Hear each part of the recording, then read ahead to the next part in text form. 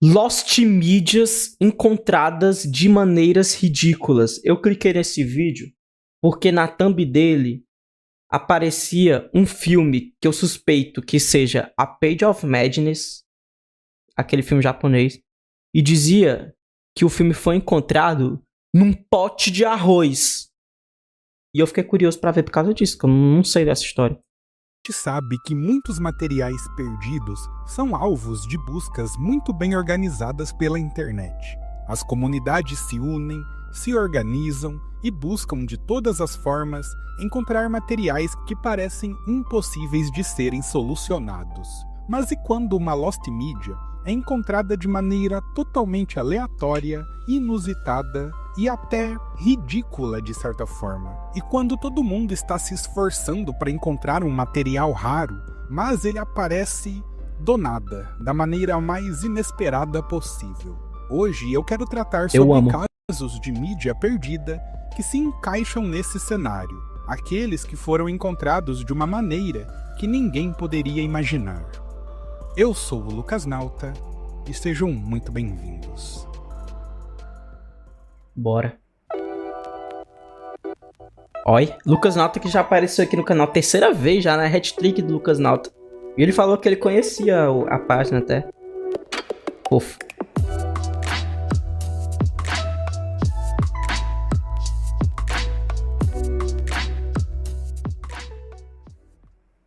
Doctor Who é uma das séries mais antigas e aclamadas da televisão britânica. Ela existe até hoje, eu inclusive acompanhei por um... Eu já falei pra vocês, né, eu sempre falo, Doctor Who foi a primeira coisa que eu fui fã na minha vida. Primeira coisa, quando eu tinha 13 anos, literalmente, era 13 anos. Primeira coisa que eu fui atrás por mim mesmo, despertei o interesse e fui atrás, porque tipo as outras coisas do Harry Potter, Harry Potter... minha irmã fez eu gostar de Harry Potter quando eu tinha 13 anos, né? Sei lá, filme da Disney. Eu achei quando era criança porque vinha até mim. Doctor Who foi a primeira coisa que eu ouvi falar e eu, que é isso? Vou atrás. E por livre e espontânea vontade, assisti e fui fã. Devo muito a Doctor Who. Eu amo. Um bom tempo. Respeito. A versão mais nova, né? Tudo bem que a versão mais nova já tá vigente há uns 20 anos. Na época que eu vi tinha na Netflix. Mas lá nos anos 60 e 70, a série já existia e a BBC tinha o hábito de apagar fitas e descartar episódios antigos. Inclusive, tem alguém achando a nova temporada do Doctor Who? Que eu fiquei sabendo que ficou uma merda depois do Capaldi. E aí, eu vi até o Capaldi, né? Incrível, tanto. Capaldi é incrível, tá? Melhor Doctor, já perguntaram aí, melhor Doctor, Capaldi. Lembrando que eu não vi a Classic Who toda, eu só vi alguns arcos. Eu vi a New Who até o Capaldi, e a Classic eu vi alguns arcos, de doutores diferentes, inclusive. Capaldi é meu favorito, Gold. E aí, eu vi até a última do Capaldi, aí eu vi os especiais que tiveram agora, e eu gostei muito dos especiais. E aí eu fiquei tipo, vou ver a nova temporada. Só que eu vi todo mundo que eu conheço que gosta do Doctor Who e que eu confio falando que tava uma bosta. E aí eu fiquei tipo, porra, merda. Antigos para economizar espaço. Então, isso fez com que uma torrente de episódios se tornassem perdidos. E entre as maiores vítimas dessa política estavam os episódios da saga The Daleks Master Plan, uma das histórias mais longas e ambiciosas da era clássica. Por décadas, fãs acreditaram que vários desses episódios estavam perdidos para sempre, até que 2 deles apareceram no lugar mais inesperado possível. Em julho de 83, do primeiro Steve Doctor, Bryant, eu acho que eu vi esse arquivista da BBC, recebeu uma ligação bizarra. Do outro lado da linha, um mormon da Igreja de Jesus Cristo dos Santos dos Últimos Dias explicou que encontrou algumas latas de filme com o logo da BBC, isso durante uma limpeza no porão de uma igreja em Londres. O mais engraçado é que eles nem sabiam. O FMG? Isso durante uma limpeza... Tá vendo ali, ó, o FMG, Escola de Belas Artes. Ele só pegou eu pensei que era do Doctor Who, mas obviamente que o rolo de Doctor Who não estaria com a coisa da FMG, né? Ele só pega a imagem da internet. Cara, os Mormons, vou falar um negócio aqui pra vocês, tá? Eu, como historiador, Eu bato palma pros Mormons. Os Mormons é meio meme, né? É uma religião meio meme. Inclusive, eu já recebi Mormons na minha casa. Acredita nessa porra?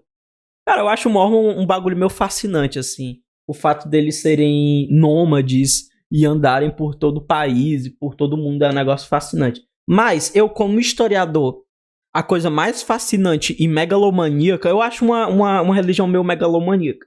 A coisa mais megalomaníaca dos Mormons é o fato de eles terem um projeto de catalogar toda a população mundial. E isso é muito foda documentalmente, pô. Literalmente, tipo assim, eles têm, por uma questão religiosa, eles têm um projeto, a Igreja Mormon tem um projeto de catalogar e documentar e registrar toda a população mundial desde o início da humanidade, pô. Então, tipo assim, se você quiser fazer sua árvore genealógica, irmão, vai na Igreja Mormon mais próxima, porque os caras são malucos, os caras... eu tô falando sério. Pesquisa aí no Google agora. Tu pode tentar rastrear a tua família por site aberto de Mormons, assim, porque eles têm uma porrada de registro de família, assim, dos outros. É doideira, irmão. No porão de uma igreja em Londres. O mais engraçado é que eles nem sabiam se o conteúdo importava. Eles só queriam saber se a BBC queria as latas de volta. Olha, o cara falou, não fala mal dos Mormons. Aquele site lá de árvore genealógica, eu descobri toda a minha família desconhecida da minha mãe por lá. Olha, viu? Ou se eles poderiam descartar o material. Quando o Steve Bryant foi investigar, ele descobriu que entre os filmes estavam 2 episódios perdidos mundialmente do Doctor Who, o Counterplot e o Escape Suite, 2 episódios que fazem parte dessa saga do The Daleks Master Plan. Ninguém sabe por que esses filmes foram parar ali. Por que diabos uma igreja Mormon estava com rolos de conteúdos tão valiosos em seu porão? Na época, a notícia se espalhou tanto que os próprios jornais criaram diversas teorias do que poderia ter acontecido. Alguns especulam que o prédio já tinha sido um depósito da BBC, outros acreditam que algum membro da igreja era colecionador e doou material para a igreja sem querer, outros acreditam que alguns mormons acharam que as latas valiam dinheiro e por isso mantiveram tanto tempo guardadas, e ainda tem uma teoria louca de que estariam guardando esse material para que pudessem divulgar a igreja quando a história chegasse ao público. E essa teoria, para mim, é a mais fraca. Eu realmente acredito que o Mormon que encontrou não fazia nem ideia de que se tratava de uma relíquia. Mas o fato é que se não fosse por uma faxina aleatória no porão de uma igreja, esses episódios poderiam ter sido jogados no lixo e provavelmente estariam perdidos até hoje. Doraemon é um dos personagens mais icônicos da história da cultura pop japonesa. No Brasil ele não é tão popular, acho que só a galera Resumindo, tem que respeitar os Mormons, tá? mais ligada em cultura oriental vai conhecer essa figura, mas se trata de fato de uma das maiores franquias do Japão. O seu anime mais clássico foi lançado em 1979, mas poucos sabem que antes do lançamento dessa versão, existiu uma primeira tentativa de adaptar o mangá em 1973, produzida por um estúdio que faliu pouco tempo depois. Devido a problemas financeiros, a maioria dos episódios foi destruída, vendida ou queimada, e por anos, fãs estão procurando qualquer traço dessa série perdida, mas infelizmente poucas coisas sobreviveram. E entre essas coisas, existe um material que foi encontrado de uma das maneiras mais inacreditáveis possíveis. Décadas depois do cancelamento, um pedaço de um episódio, que o nome traduzido para o inglês pelo menos é Love This Camera, foi encontrado. Mas se o porão da igreja Mormon parecia aleatório, imagine então encontrar uma parte de um desenho infantil perdido no fundo de uma cena de um filme mais 18 japonês dos anos 70. Sim. Caralho, aí ó, tem que respeitar a pornografia também. Pronto, já 5 minutos de vídeo. E a esquerda vai ter que aceitar que o pornô e os Mormons são foda, tá? Olha aí, ó. Olha o que os Mormons e o que a pornografia japonesa já fizeram pela cultura, né, e por manter a arte viva no mundo. É isso mesmo. Enquanto rolavam cenas que definitivamente eram impróprias para Inacreditável. crianças, alguém notou que, no fundo, uma TV exibia um trecho do Doraemon original. E esse se tornou um dos únicos registros em vídeo conhecidos dessa série perdida. Tá de sacanagem. Caralho, irmão. Não, peraí. São muitas camadas. Peraí. São muitas camadas. Isso aqui são muitas camadas. Primeiro, quem foi o doente? Quem foi o doente que foi ver o filme pornô? E aí ele ficou olhando lá pro fundo da cena. E aí ele viu, caralho, olha esse desenho, mano.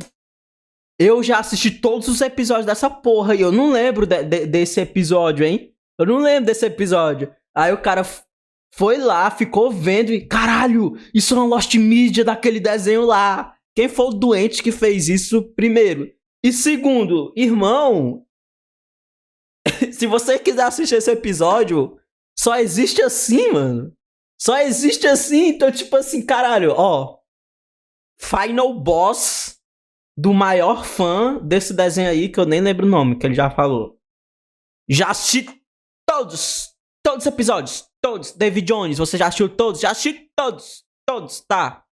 Mas o episódio 533 de 1988, assistiu? Não. Ah, pois agora vai assistir, toma. Só que tu vai ter que assistir de segunda tela, porque o único registro que existe dele é num pornô, beleza? Doideira. O mais engraçado é que muitas páginas sobre Lost Media mencionam esse fragmento, mas quase nenhuma fala de maneira aberta sobre onde ele foi encontrado. Afinal, como explicar que um pedaço de uma Lost Media de desenho infantil foi resgatado de um filme desse teor? A busca ainda continua ativa, existem outras descobertas que foram encontradas também, mas de longe essa é a que apresenta a história mais surreal. Me lembrou muito o que rolou com a Lost Wave Everyone Knows That. Quem acompanha o canal há mais tempo sabe do que eu tô falando. Ronaldo, se não dá pra ver na forma ideal, você tem que assistir da forma mais perto do ideal. E quem não viu, tem um vídeo completo no canal sobre o assunto e eu vou deixar na descrição. É uma história maluca também e eu devo admitir que é bem engraçado também. Pessoal, um recado rápido, se puderem não pular esse trecho, eu agradeço. Eu tenho percebido que boa parte do público que assiste meu canal ainda não é inscrito. Então se você se encaixa se inscreve nisso, lá no Lucas Nauta. Inscreva-se, cara, por favor. Eu sou inscrito. Isso vai me ajudar muito, não vai custar nada pra você e você ainda vai receber os novos vídeos sempre que forem postados. Então, se inscreve, R$5 por mês disponível. Se inscreve. Você vai nos próximos vídeos e na descrição também tem uma chave vídeo e eu ficarei muito agradecido também. Quem acompanha o canal aí é onde eu estou desempregado, poder viver do canal. Então, tem muita gente já ajudando. Meu mano Lucas Nauta tá desempregado. De qualquer quantia, tem gente que manda R$5 aqui e viu o meu recado e bora continuar o vídeo, porque ainda tem alguns casos de Lost Medias que foram encontradas de maneiras bem estranhas. Esse caso é interessantíssimo. Uma página de loucura... Aí, ó. Esse daí foi o que me chamou a atenção, porque esse daí é um clássico, né? Esse daí é um clássico do Japão, e ele é tipo o limite do Japão, né? Porque ele é um filme dos anos 30, e que eu sei que ele foi encontrado muitos anos depois, né? Eu já achei assim um bom filme, doideira esse filme, doideira, inclusive. Fica aí de recomendação pra todo mundo. Mas eu não sei qual é a história de como ele foi encontrado. É um dos filmes mais importantes do cinema experimental japonês. Dirigido por Tennosuke Kinugasa e lançado em 1926, o filme usa técnicas inovadoras para contar a história de um zelador de um hospício que tenta salvar sua esposa internada. A obra foi aclamada na época, ela realmente tem cenas muito hipnotizantes, mas, como muitos outros filmes mudos ao redor do mundo, ele acabou desaparecendo nas décadas seguintes. Por 45 anos, o filme foi dado como perdido. Não existia uma cópia sequer disponível, então eles não conseguiram fazer relançamentos e, por muito tempo, eles nem conseguiam preservar a obra. Até que, em 1971, Kinugasa, o diretor do filme, decidiu revirar um barril de arroz velho em seu depósito e lá dentro ele encontrou uma cópia deteriorada, mas ainda recuperável, do filme Uma Página de Loucura. Apesar de faltar quase um terço do filme original, a descoberta permitiu que a obra fosse restaurada e relançada. O trecho que falta... Eu já falei que eu penso muito sobre isso, né, viado? Sobre o fato de a maior parte do cinema, principalmente cinema mudo, cinema brasileiro também, estar perdido. E eu penso muito nessa imagem, mano. Essa imagem assim, meio Indiana Jones, sabe? Da pessoa chegando assim num porão, sabe? No meio de uns caixotes velhos, todo mofado. E encontrar um filme que é um puta clássico, um puta filme revolucionário que mudaria o mundo e que ninguém viu porque tá lá, sei lá, no meio de uns bregueços. Por isso que é importante, sabe? Eu sou uma pessoa muito acumuladora. Infelizmente, tipo, tem um bocado de coisa aqui no fundo do meu guarda-roupa que não era pra tá ligado? E tipo, umas coisas que eu não uso mais e que eu não vou usar, mas que eu não quero jogar no lixo. Eu sou um pouco acumulador. Minha mãe também é isso, puxou de mim, né? É um problema. Mas tal hora também é por causa de pessoas acumuladoras que aconteceu isso, né? Tipo, quem iria imaginar que o filme estaria dentro de um negócio de arroz, mano? Quem foi que deixou aquilo lá? Foi um acumulador nato. Está perdido para sempre. Mas essa descoberta inusitada fez com que o filme fosse exibido em festivais de cinema pelo mundo e consolidou seu legado como uma obra-prima do expressionismo japonês. E pensar que, se o Kinugasa não tivesse resolvido fuçar aquele barril velho, talvez o filme nunca tivesse sido redescoberto e seria apagado da memória das pessoas. E ainda falando sobre filmes dos anos 20, A Paixão de Joana Dark é um dos filmes mudos mais influentes da história. O melhor. Dirigido por Carl Theodor Dreyer, o filme retrata o julgamento e a execução de Joana Dark com uma intensidade nunca vista até então. Inclusive, a atuação de René Falconet no papel principal é considerada uma das maiores performances do cinema. A maior. Na época, o filme acabou sendo censurado e quase destruído por conta da sua crítica à igreja. E posteriormente, as poucas cópias que ainda estavam disponíveis acabaram se perdendo em incêndios. Tanto é que o diretor do filme acabou falecendo em 1968, acreditando que a sua obra-prima estava perdida para sempre. Eu não sabia disso. Caralho! O Dreyer morreu antes de A Paixão de Joana Dark voltar ao mundo. Caralho, eu não sabia. Eu sabia que foi um filme que foi perdido por muito tempo, né? Tanto que quando eu vi ele, pela primeira vez, eu vi ele numa cópia no YouTube. E sempre essas remasterizações contam a história, né? Ah, esse filme foi encontrado e foi remasterizado de tal forma e tal. Não tem trilha sonora, porque não se tem registros de qual era a trilha sonora da época. Mas eu não sabia que ele tinha sido perdido. Caralho, o Dreyer não viu esse filme ser recolocado no mundo, que doideira. Ele morreu sem nunca ter tido a chance de revê-la. Mas foi lá em 1981 que uma cópia em perfeito estado foi encontrada. Perfeito estado. O local também é completamente inusitado, pois essa cópia estava no armário de um hospital psiquiátrico na Noruega. Eu sinceramente não sei se dá para ser mais específico do que isso. Ninguém sabe ao certo como esse filme foi parar lá. Talvez algum funcionário fosse cinéfilo, ou talvez tenha sido doado sem querer e ficado lá por anos. Mas o fato é que depois de mais de 50 anos, o filme ressurgiu em condições quase perfeitas. A cópia foi restaurada e relançada, permitindo que novas gerações vissem o filme como o diretor havia imaginado. Hoje, ele é considerado uma das maiores obras-primas do cinema mudo. Tudo porque alguém, em algum momento, decidiu guardar um filme num hospício. Esse filme é um milagre, né? É muito louco, né? Muito. Esse filme é um milagre. Muito doido também o fato de ser a única atuação no cinema da Falconet, né? Ela é atriz de teatro, ela só fez um filme na vida dela que foi esse. E ela simplesmente fez a maior atuação da história do cinema, né?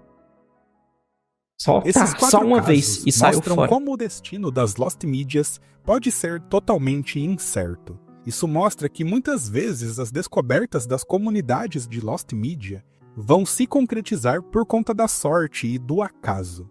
E essas histórias me fascinam tanto quanto as buscas intensas que também geram resultados. É uma ironia saber que muitas Lost Medias que hoje sonhamos em ter acesso possam estar guardadas em lugares totalmente aleatórios e inesperados. E por mais ridículo que isso pareça, talvez você tenha um tesouro das mídias perdidas guardado aí em sua casa e nem faça ideia disso.